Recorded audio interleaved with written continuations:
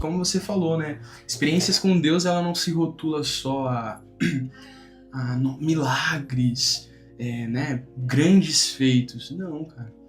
A experiência com Deus, ela é diária, né? Sim. Todos os dias tem uma porção do Senhor para nossa vida, né? A glória do Senhor, ela vai sendo derramada todos os dias. E se tem uma porção do Senhor no nosso dia, já temos uma experiência com Ele. Só da gente acordar, respirar, olhar para o céu. Cara, para mim, todo dia é uma experiência com Deus. Sim. Às vezes eu tô indo pro trabalho, olhando o céu, você começa a ter uma experiência com Deus. Você olhar e olha para uma pessoa no vagão, às vezes indo para um outro lugar, você olha, poxa, Deus fala com você através de uma idosa que passa, sem falar nada. Às vezes ela passa ali, te olha com um olhar de amor, você fala, poxa, se o olhar daquela mulher é um olhar de amor, imagina quando Cristo nos olhar, quando a gente se encontrar com Ele. Então, cada dia que você se levanta, existe uma experiência ali diferente. Pelo menos eu tenho essa percepção. Mas você falou uma coisa que me... E aí, Igão, você conversa aqui comigo. Você falou que você escutou Deus sem Ele mesmo falar. Como que é a voz de Deus pra você? Vocês já escutaram? A gente consegue ver Deus em várias coisas, né? Sim. Mas e aí? Mano, tipo, pra mim, eu não sei explicar como que é, porque, tipo assim, quando teve 3 só oportunidades que eu ouvi realmente a voz de Deus, que até arrepia assim, dá vontade de chorar. Mas a primeira de todas que mais me marcou foi em 2023, logo quando eu e a Jamile casou, a gente tava numa igreja a qual a tratativa do pastor, da pastora com a gente foi muito ruim pós o nosso casamento, devido a algumas divergências de ideias e de crenças, e aí a gente se desligou de lá. E aí na Páscoa a gente foi na igreja de Zoscope, que é a igreja de Douglas Gonçalves. E na Páscoa quem pregou lá foi o Fábio Coelho. O Fábio Coelho pregou sobre a crucificação de Cristo. Nossa, absurdo. Forte. Mano, até arrepia, dá vontade de chorar. E esse dia eu tava muito mal, porque eu tinha desacreditado do evangelho. Porque a forma como... É que eu não quero expor, mas meio que me arrancaram Deus de mim. Sabe? Me tiraram de dentro do corpo de Cristo, basicamente. E essa parada me marcou muito, porque nesse dia que o Fábio Coelho pregou sobre crucificação, eu fiz o mesmo questionamento para Deus que você fez no culto. Eu falei, Deus, eu acabei de casar, eu trouxe minha esposa lá do Paraná. Minha esposa, a gente casou, minha esposa a gente se conheceu na internet. Eu trouxe minha esposa lá do Paraná, sem condição de ter uma vida boa e tal. Eu tava desempregado. E aí eu acabei de ser retirado de uma coisa que eu considerava uma família para mim também. E eu falei, Deus, se o Senhor existe, eu preciso sentir. E aí, mano, acabou a pregação do Fábio Coelho, ele chamou a galera lá pra frente, eu não fui. E aí eu, tipo, mano, começou a tocar um louvor que é dos Bravos, que eles cantam, tipo, Cristo levou sobre si a culpa que era nossa. Meu Deus. Que essa frase me pegou, mano, até arrepia. Eles cantaram esse louvor. E, cara, na hora que eles cantaram esse louvor, eu comecei a chorar. Aí eu abri os meus olhos e olhei pra cima, eu vi um sorriso muito grande. Saca. Tipo um sorriso no teto da igreja. Mano, Caramba, é sério, tô arrepiado. Eu vi o sorriso de Deus, literalmente. Não tinha olho, nariz, nem nada. Era um sorriso. E aí, mano, eu tava tipo assim, tipo tremendo e tal. E aí eu sentia a mesma coisa que você, o abraço. O abraço da paternidade, tipo, você não foi tirado de mim, sabe? E aí, tipo, mano, essa foi, tipo, literalmente Deus falando, você não foi tirado de mim.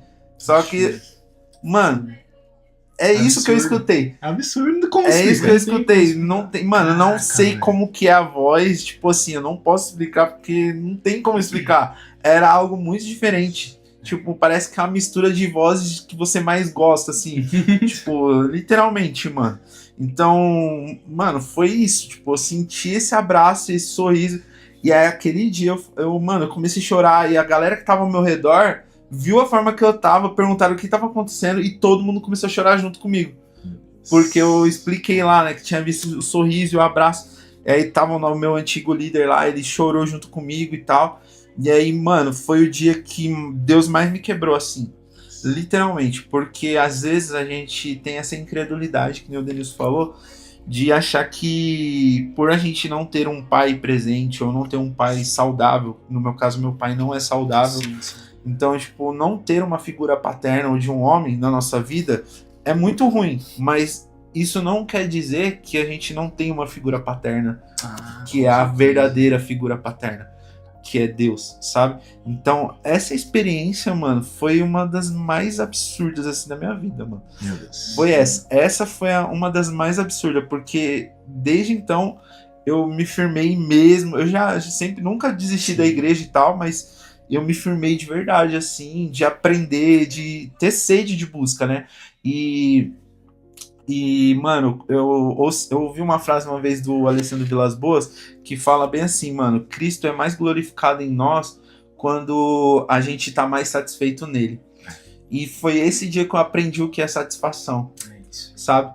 Então, mano, é muito doido, mano. Muito doido É isso. Meu Deus, isso me faz lembrar de várias passagens. Muitas, Cara, eu tô aqui já tô pensando em um milhão de coisas aqui. Meu Deus, cara, isso me fez lembrar de quando lá em Êxodo ele fala: eu sou. Então, Deus, em Deus, tem a figura de tudo que a gente necessita. Cara, ele é o Pai perfeito, ele é quem nos guarda, ele é nosso refúgio, ele é a nossa fortaleza, ele é o amigo presente na hora da angústia. Cara, ele é todas as coisas que realmente precisamos. Se um dia a gente foi feito imagem e semelhança dele, quer dizer que ele é a imagem perfeita de tudo. A imagem perfeita da família, a imagem perfeita de um amigo, a imagem perfeita de um pai, a imagem perfeita que a gente precisa. Então, cara, se a gente tem falta de alguma coisa, a gente vai encontrar nele. Ele vai encontrar nele. É isso, É literalmente o Salmo, né? Que fala, o Senhor é meu pastor e de nada tenho falta. Porque, mano, ele satisfaz. Supre, né? Ele supre. É bem aquilo louvor. Eu estou aprendendo a estar satisfeito. E, cara, Joel fala isso, que a gente seja plenamente satisfeito em Cristo. Como que você é plenamente satisfeito em Cristo? Será que a gente só é satisfeito pelas situações que a gente passa? Tipo, pô, tá de boa, tô satisfeito. Tô sem luta, tô satisfeito. Agora passou um perrengue. Pô, será que no meio da tribulação, se diz assim, porque Deus, ele fala, Sim. no mundo você vai ter aflição. Então vai chegar coisa ruim.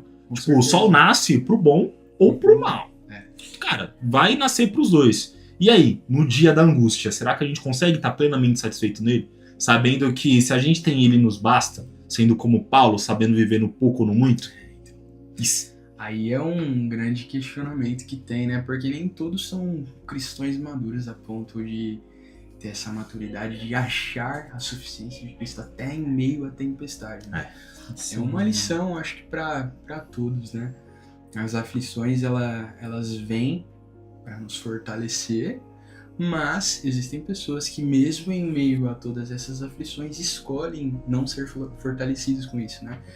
Então, esse é um ponto muito difícil. Mas, cara, eu tenho uma experiência aqui, tava pensando, ele falou sobre essa questão da voz de Deus que a gente nunca entende. Eu lembrei até de um louvor, Maverick City, que é o Voice of God, que fala exatamente que a voz de Deus, ela está em todos os lugares. Sim. Numa conversa com a sua avó, numa conversa com um amigo antigo, quando você acorda e vai comer um sorvete na rua, desde dias nublados aos dias mais ensolarados, ele está em tudo.